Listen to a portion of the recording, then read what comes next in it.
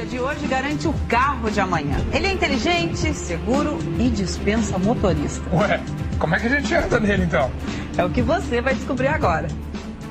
Se os projetistas da indústria automobilística estiverem certos, 2043 será um ano muito mais seguro, agradável e silencioso pelas ruas do planeta.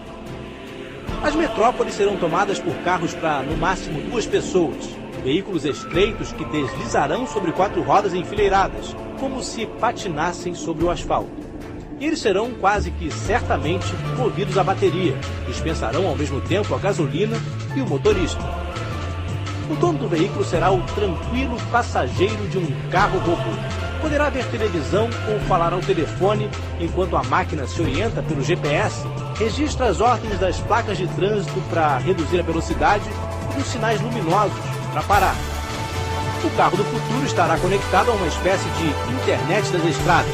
Será tão inteligente que conversará com os outros veículos para decidir quando e por onde ultrapassar. E justamente por isso, jamais provocará um acidente. Quem nos leva por essa viagem são projetistas que só pensam no futuro.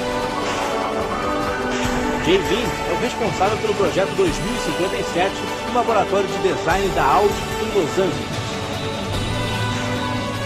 Chris Goroni é pago pela General Motors para inventar os carros da década de 2030. A entrevista ao Fantástico foi em Detroit, a capital dos automóveis. O engenheiro lembra que já estão em teste carros que não precisam de motorista, capazes até de estacionar sozinhos, como que foi desenvolvido pela Universidade de Stanford, na Califórnia. Você vai ter a opção de dirigir o carro ou reclinar o assento e simplesmente relaxar, diz o cientista. Segundo o chefe do projeto Volt, o carro da General Motors vai usar 2 combustíveis para dar segurança aos motoristas, que o carro elétrico não vai deixar ninguém na mão. Vai ser um carro sedutor, ele explica. Um carro que as pessoas vão gostar de dirigir. A melhor forma de imaginar como será o trânsito no futuro, segundo os cientistas, é acompanhar a fluidez do movimento de um cardume de peixe no oceano. Eles sabem exatamente quando parar e quando acelerar.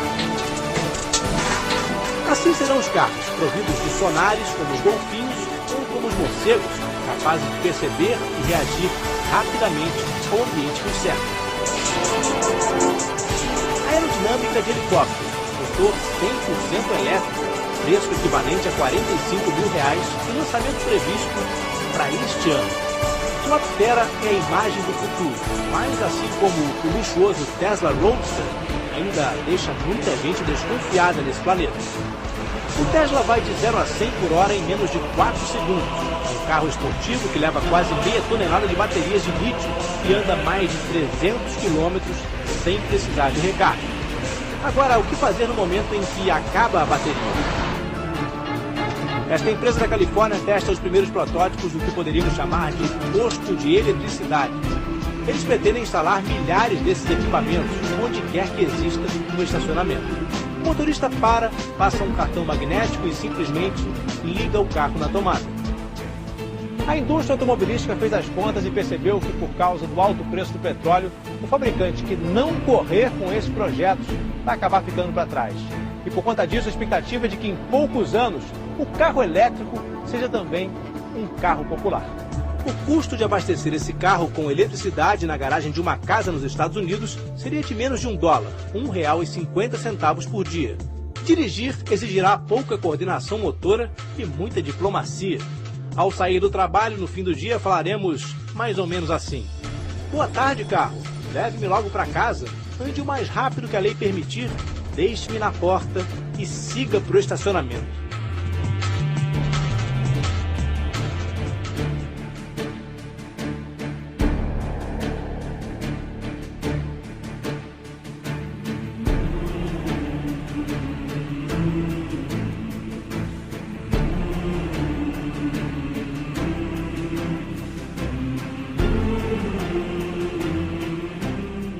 Um terremoto de 5,4 graus na escala Richter atingiu o sul da Califórnia. O tremor foi sentido em Los Angeles e San Diego. Apesar do susto, não houve vítimas nem grandes estragos. Vamos a Nova York com Juliana Morrone. Boa noite, Juliana. Os californianos vivem há muitas décadas com o medo de um grande tremor, o chamado Big One, que parte da comunidade científica garante que virá mais cedo ou mais tarde, né? Infelizmente não foi hoje, né, André? Boa noite. O epicentro do terremoto foi a 50 quilômetros do centro de Los Angeles e chegou a ser sentido em Las Vegas, no Arizona. A população da Califórnia já está acostumada a tremores, já que o estado é cortado de norte a sul pela falha geológica de San Andreas, que tem mais de 1.000 quilômetros de extensão. O último abalo com consequências graves foi em 94, quando 57 pessoas morreram. E vamos falar ao vivo agora por telefone com a correspondente Tanira Lebedev, que está em Los Angeles. Boa noite, Tanira. Você sentiu o abalo de hoje? Boa noite, Juliana. Sim, eu senti, porque o abalo foi pouco antes do meio-dia, como muitos eu estava trabalhando, e eu posso te dizer que foi um dos mais intensos que eu já vivi em 9 anos de Califórnia. E como muita gente que estava em pleno expediente deu tempo de reagir, procurar um lugar seguro, ou teoricamente mais seguro, como um bar, uma porta, e assim que se emocionou, a gente correu para o pátio do prédio.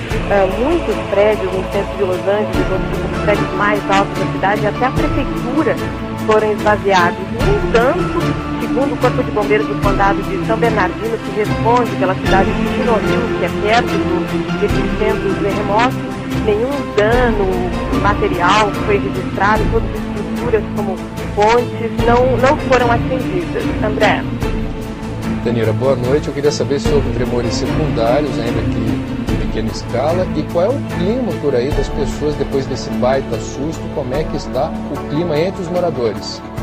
Boa noite, André. Agora está mais tranquilo. E você falou uma palavra muito comum aqui, os abalos secundários, os aftershocks, como eles chamam. Eu acho que é o pior numa situação dessas, porque quem mora na Califórnia está acostumado a ter a mão dos socorros, a fazer os exercícios de como se proteger, para onde correr na hora do terremoto. Nem sempre dá tempo de reagir. Hoje deu tempo, o tremor foi um pouquinho mais intenso, um pouquinho mais longo, mas depois a gente não sabe bem o aftershock, tem uma velocidade que às vezes pode ser tão grave ou pior que o próprio terremoto. Agora as pessoas estão mais tranquilas, mas nos minutos ou nas horas seguintes ao terremoto é bem complicado. Tanira Lebedev, de Los Angeles, para o Jornal das 10.